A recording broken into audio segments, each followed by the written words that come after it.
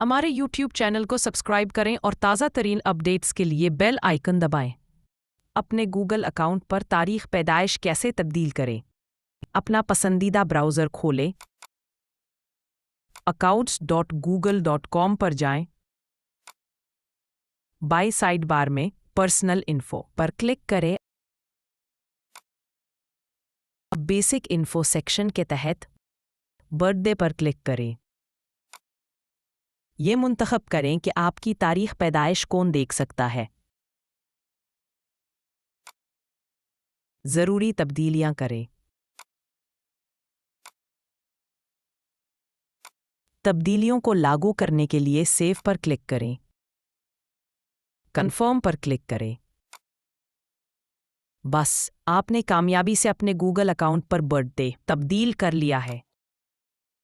यह है कि आप अपने गूगल अकाउंट पर तारीख पैदाइश कैसे तब्दील कर सकते हैं। Thanks for watching.